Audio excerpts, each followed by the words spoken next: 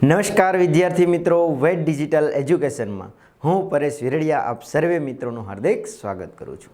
મિત્રો, આજે આપણે જોવાના છીએ ધોરણ 12 જેમનો પાઠ 1, જેમાં આજે આપણે આગળ ચર્ચા કરવાની છે ડચ સાધન સામગ્રી। આગળના લેક્ચરમાં મિત્રો આપણે ચર્ચા કરી ગયા કે ભાઈ ભારતમાં જે પ્રથમ યુરોપિયન પ્રજા આવી હતી જેનું નામ હતું પોર્ટુગીઝો। તો પોર્ટુગીઝો શા માટે આવેલા, એની રીઝન શું હતું, કારણ શું હતું? અહીંયા આવીને પોતે કઈ જગ્યાએ પોતાનું વડું મથક બનાવે છે।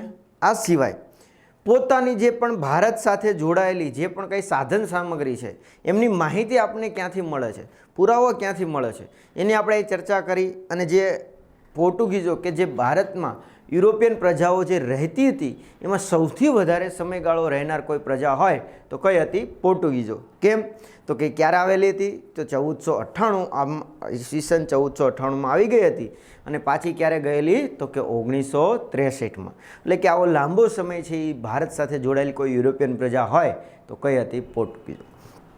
હવે આજે આપણે ચર્ચા કરવાની છે કે ભાઈ ડચ લોકો છે એ ભારતમાં આવે છે અને એની પાછળ કઈ કઈ સાધન સામગ્રી એટલે કે જે પણ આપણે કંઈ પુરાવાઓ છે, કંઈક લેખો છે કે જે પણ કંઈ ઇતિહાસકારોએ લેખો લખેલા છે તો એની આપણને ક્યાંથી માહિતી મળે છે એની ચર્ચા આપણે આ વિડીયો લેક્ચરમાં કરીશું।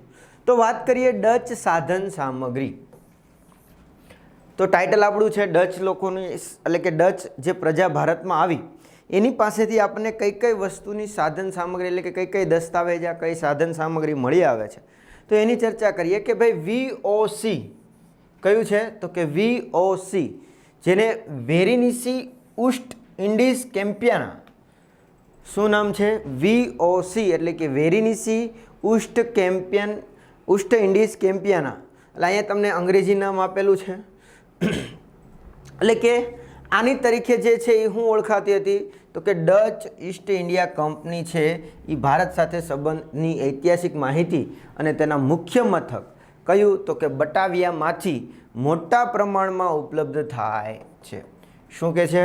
તો કે આ જે VOC છે એટલે કે વેરિનિસી ઉસ્ટ ઇન્ડીઝ કેમ્પિયાના છે એની ઉપર, એટલે કે એમાં એના નામે ઓળખાતી હતી ડચ લોકોની ઈસ્ટ ઇન્ડિયા કંપની, જે ભારત સાથે ઐતિહાસિક સંબંધો છે એની માહિતી છે મળી આવે છે।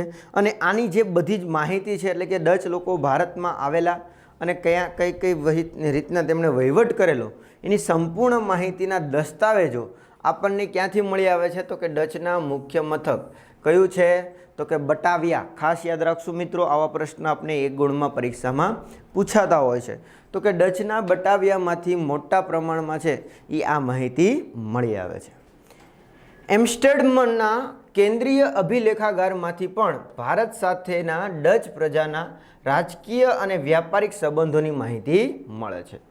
કયા સ્થળેથી? તો કે એમ્સ્ટર્ડના કેન્દ્રીય જે અભિલેખાગારો છે કે અભિલેખો છે જે જ્યાં લખાયેલા છે એમાં પણ ક્યાંક ને ક્યાંક ભારત સાથે ડચ લોકોના વેપારની માહિતી અથવા તો દસ્તાવેજો, પુરાવો આપણને મળી આવે છે। વળી આ સિવાય બીજી કઈ કઈ જગ્યાએ? તો કે કોચીન, ચિનચુરા, કોલંબો, હેગ અને રીગા જેવા ભારતીય અને વિદેશી કેન્દ્રોના દફતરોમાંથી પણ ડચ ઈસ્ટ ઇન્ડિયા કંપનીની વિશેમાં ઐતિહાસિક સામગ્રી પ્રાપ્ત થાય છે। કયા કયા સ્થળોએથી? ખાસ કરીને કોચીન છે, ચિનચુરા છે, કોલંબો છે, હેગ છે, રીંગા છે। તો આ બધા સ્થળ એટલે કે ભારતના હોય કે યુરોપના હોય, આ સ્થળોએથી પણ જે એની સરકારી કચેરીઓ છે, સરકારી કચેરીઓ છે, સરકારી દફતરો જેને આપણે કહેતા હોઈએ છીએ, તો એ સરકારી કચેરીઓમાંથી આ ડચના અને ભારતના ક્યાંક ને ક્યાંક સંબંધોના ઐતિહાસિક પુરાવા આપણને અહીંથી મળે છે। આ સિવાય બીજા કયા દેશ સાથેથી મળે છે? તો કે શ્રીલંકાની જે કોલંબો એમાં શહેર આવેલું છે એમાં ડચ ઈસ્ટ ઇન્ડિયા કંપનીના 8000 કરતાં વધારે દસ્તાવેજો મળી આવ્યા છે। કઈ જગ્યાએથી? તો કે શ્રીલંકાના કોલંબોમાંથી આપણને ડચ ઈસ્ટ ઇન્ડિયા કંપની, કયું? ડચ ઈસ્ટ ઇન્ડિયા કંપનીના 8000 કરતાં પણ વધારે આપણને અહીંથી દસ્તાવેજો મળી આવ્યા છે, એટલે કે પુરાવાઓ મળી આવે છે, ઐતિહાસિક માહિતી આપણને મળી આવી છે। આ સિવાય કુશિયર, ગેલિટી, બર્ગ અને ગ્રુટ ઇતિહાસકારોએ આ કંપની સાથે સંકળાયેલ લગભગ 15 જેટલા આધુનિક ગ્રંથો સંપાદિત કર્યા છે. કયા કયા ઇતિહાસકારોએ? તો કે ભાઈ ક્રુશિયર, ગેલિટી, બર્ગ, ગ્રુટ જેવા ઐતિહાસિક જે ઇતિહાસકારોએ છે એ આ કંપની સાથે જોડાયેલા જે પણ કંઈ દસ્તાવેજો છે એની આપણને છે એ માહિતી આપે છે અને એના આધારિત આ દસ્તાવેજોને આધારિત એણે 15 જેટલા છે એ શું કરેલા છે તો કે લેખો લખેલા જોવા મળે છે. તો મિત્રો આ રીતના કંઈક ને ક્યાંક આપણને ડચ સાધન સામગ્રી છે એ માહિતી મળે છે. એટલે કે આ રીતના આપણને ડચ લોકો સાથે જોડાયેલ ભારત અને ડચ લોકો સાથે જે જોડાયેલા વેપારી સંબંધો હતા કે રાજકીય સંબંધો હતા એમની આપણને એ માહિતી મળે છે. એવી જ રીતના આપણે આગળ વાત કરવાની છે ફ્રેન્ચ સાધન સામગ્રી કે ભાઈ ડચ પછી જો કે મિત્રો પ્રથમ આવે છે પોર્ટુગીઝો, પછી આવશે ડચ, પછી આવશે અંગ્રેજો અને પછી છેલ્લે આવશે ફ્રેન્ચ. પણ મિત્રો અંગ્રેજોનું છે એ વર્ચસ્વ ભારતમાં ઘણું વધારે રહ્યું છે એટલા માટે આપણે એને છેલ્લે રાખીશું. પહેલાં આપણે ફ્રેન્ચની માહિતી એટલે કે નાના નાના જે છે એની ચર્ચા કરી લઈએ, પછી આપણે મોટાની ચર્ચા કરીશું. તો વાત કરવાની છે ફ્રેન્ચ સાધન સામગ્રી. ફ્રેન્ચ લોકોની જે પણ કંઈ સાધન સામગ્રી છે અને ફ્રેન્ચ લોકો જે ભારતમાં આવ્યા હતા એની સાથે અથવા તો એને રિલેટેડ આપણે કયા કયા પુરાવાઓ મળે છે, ઐતિહાસિક માહિતી મળે છે, સાથે સાથે કયા કયા ઇતિહાસકારોએ એને રિલેટેડ બુક લખેલી છે એ જોવા મળે છે. તો જોઈએ મિત્રો આપણે ફ્રેન્ચ, જેમાં આપણે વાત જોવા મળે છે ફ્રેન્ચ ઈસ્ટ ઇન્ડિયા કંપની. તો પહેલાં તો પ્રશ્ન એ થાય કે સાહેબ આપણે હમણાં આગળ જોયું ડચ ઈસ્ટ ઇન્ડિયા કંપની, હવે પાછું નામ આવ્યું ફ્રેન્ચ ઈસ્ટ ઇન્ડિયા કંપની અને અમે અંગ્રેજો આવશે તો ત્યારે પણ પાછું નામ આવશે કે ભાઈ અંગ્રેજ ઈસ્ટ ઇન્ડિયા કંપની. તો આ બધામાં તફાવત શું છે? નામ તો બધાનું સેમ જ છે, પણ આપણે વર્લ્ડ મેપ જોઈએ તો વર્લ્ડ મેપની સાપેક્ષમાં જોઈએ તો ભારત છે પૂર્વમાં આવેલું છે પૃથ્વીના સાપેક્ષમાં. તો કે ભાઈ ભારત છે પૂર્વ દિશામાં એવું છે, જ્યારે એની સાપેક્ષમાં પશ્ચિમ દિશામાં આ યુરોપિયન દેશો આવેલા છે.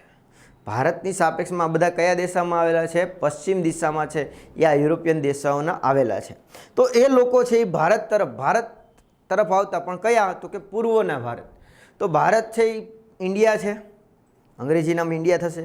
ઈસ્ટ એટલે પૂર્વ, કઈ દિશા થાય? પૂર્વ. એટલે ઈસ્ટ ઇન્ડિયા એટલે પૂર્વ તરફ ભારતના વેપાર માટે આ લોકો આવતા, એટલા માટે એનું નામ શું હતું? East India. ખ્યાલ આવી ગયો? ઇન્ડિયા એટલે ભારત છે, ઈસ્ટ એટલે પૂર્વ તરફ ભારત. તો કે એ લોકોની સાપેક્ષમાં આપણે કઈ દિશામાં આવશું? તો કે પૂર્વ તરફ. આપણી સાપેક્ષમાં એ પશ્ચિમ તરફ આવે. તો ખ્યાલ આવી ગયો મિત્રો? તો કે આનું નામ એટલા માટે ઈસ્ટ ઇન્ડિયા કંપની થતું. અને જનરલી જો હવે એકનું એક નામ તો રખાય નહીં. માની લો કે તમારી વિસ્તારમાં કોઈ એક ગણેશ નામની દુકાન છે તો એ એટલી ફેમસ છે, પણ એમાંથી અમુક કારણોસર અમુક લોકો છૂદા પડે છે અથવા તો બીજા કોઈ બહારનો લોકો આવે છે, જોવે છે કે ભાઈ આ ગણેશ નામની છે દુકાન છે એ ખૂબ જ ચાલે છે, તો એ બાજુમાં એ પોતે નવી દુકાન નાખવા માગે છે. એનું નામ પણ ગણેશ રાખશે, પણ ગણેશ નામ દુકાનનું નામ તો કયા વ્યક્તિનું છે? જે જૂનો માલિક હતો એનું. તો આ વ્યક્તિ શું કરશે? થોડા ફેરફાર કરશે અને એમાં રાખશે ન્યૂ ગણેશ અથવા શ્રી ગણેશ. તો આવી રીતના તો કોઈ પણ નામમાં થોડો ઘણો ચેન્જીસ કરીને છે એ દુકાનનું નામ રાખતા હોય છે.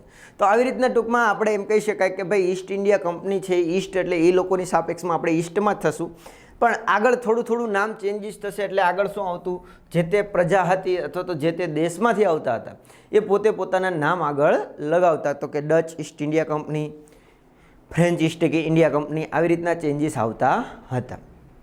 આગળ વધીએ તો કે ભાઈ ફ્રેન્ચ ઈસ્ટ ઇન્ડિયા કંપની સાથે સંકળાયેલા મહત્વપૂર્ણ દસ્તાવેજો ફ્રાન્સના પેરિસમાં આવેલા કેન્દ્રીય અભિલેખાગારમાં જળવાયા છે.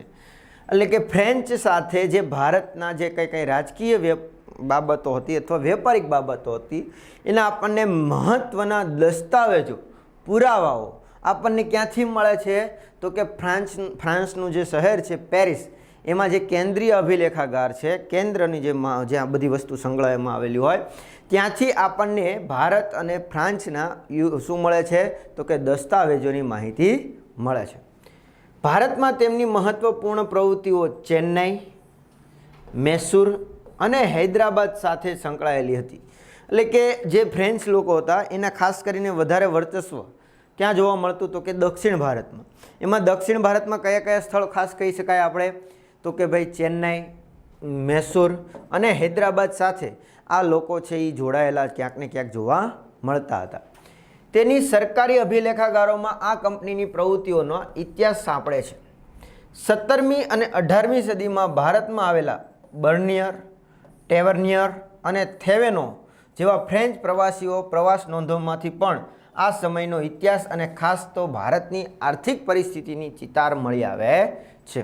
એટલે કે જે 17મી 18મી સદી, 17મી સદી એટલે સમયગાળો શું થશે મિત્રો? તો કે 1601 થી 1700 અને 18મી સદીમાં તો કે 1701 થી 1800નો સમયગાળો. એટલે કે આ જે અંદાજિત 200 વર્ષના સમયગાળા દરમિયાન જે ભારતમાં જે આ પ્રવાસીઓ આવેલા, કોણ કોણ? બર્નિયર, ટેવેનિયર, થેવેનો, આ બધા પ્રવાસીઓ આવેલા. અને એ જે લોકો હતા એ જે ક્યાંથી આવેલા? તો કે ફ્રેન્ચમાંથી આવેલા, એટલે કે ફ્રાન્સ પ્રવાસીઓ હતા. અને અહીંયા આવીને ભારતની જે ફ્રાન્સ સાથેના સંબંધોની તો વાત કરી જ છે, સાથે સાથે ભારતની જે આર્થિક પ્રવૃત્તિ કેવી હતી, આર્થિક સ્થિતિ કેવી હતી, એની પણ છે એ પરિસ્થિતિનું વર્ણન કોણે કરેલું છે? તો કે આ બધા પ્રવાસીઓએ પોતાની નોંધોમાં કરેલું જોવા મળે છે. ઇન્ડિયા ઓફિસ લાઇબ્રેરી લંડન અને દિલ્હી રાષ્ટ્રીય અભિલેખાગારમાં આ કંપનીને લગતા દસ્તાવેજો સંગ્રહિત છે.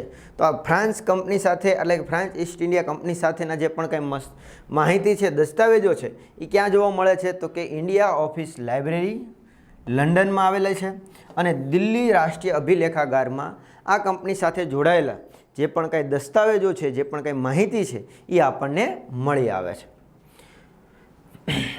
આધુનિક ગ્રંથોના જીબી મેલ્સનના પુસ્તક history of the French in India મહત્વપૂર્ણ છે. શું કહે છે? જીબી મેલ્સનના પુસ્તક જે છે, કયું પુસ્તક છે? તો કે હિસ્ટ્રી ઓફ ધી ફ્રેન્ચ. કયું છે? History of the French in India મહત્વપૂર્ણ છે, કે જે આધુનિક ઇતિહાસની માહિતી આપણને સારા પ્રમાણમાં છે એ આપે છે.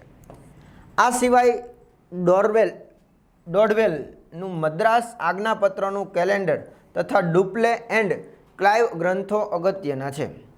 તો આ સિવાય કયા વ્યક્તિ? તો કે ડોડવેલનું મદ્રાસ જે આજ્ઞાપત્ર એમણે બહાર પાડેલું હતું અને કેલેન્ડર જે હતું એ, આ સિવાય ડુપ્લે અને ક્લાઇવ, રોબર્ટ ક્લાઇવ જે કહીએ, એના જે ગ્રંથો છે એની પણ ક્યાંક ને ક્યાંક આપણને માહિતી ઉપયોગી બની આવે છે.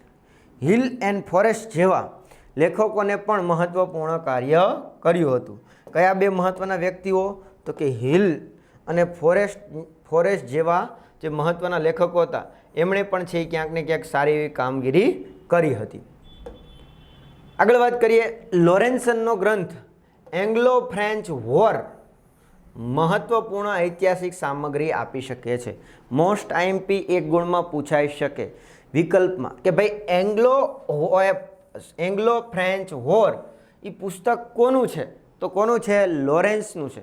અને આમાંથી આપણને ઐતિહાસિક સારા પ્રમાણમાં ખૂબ જ ઉપયોગી એવી ઐતિહાસિક સાધન સામગ્રી આપણને અહીંથી મળી આવે છે. આનંદરંગ પિલાઈની નોંધો અને એંગ્લો ફ્રેન્ચ વોરને 12 ગ્રંથોમાં પ્રસિદ્ધ કરવામાં આવી છે. કયા કયા મહત્વના વ્યક્તિ? તો કે આનંદરંગ પિલ્લાઈ. કયા વ્યક્તિ છે? આનંદરંગ પિલ્લાઈ. આ જે એની નોંધો છે અને જે એંગ્લો ફ્રેન્ચ વોરના જે 12 ગ્રંથ એમાં અલગ અલગ માહિતી પ્રસિદ્ધ કરવામાં આવી છે. વિલ્કિન્સનને લેખક દક્ષિણ ભારતના ઇતિહાસની રૂપરેખા પણ ઐતિહાસિક સાધન સામગ્રી ધરાવતો ગ્રંથ હોવાથી પર્યાપ્ત માહિતી પૂરી પાડે છે. કયા વ્યક્તિ? વિલ્કિન્સ નામના જે ઇતિહાસકાર છે એમણે જે બુક લખી છે, કઈ? તો કે દક્ષિણ ભારત ઇતિહાસની રૂપરેખા.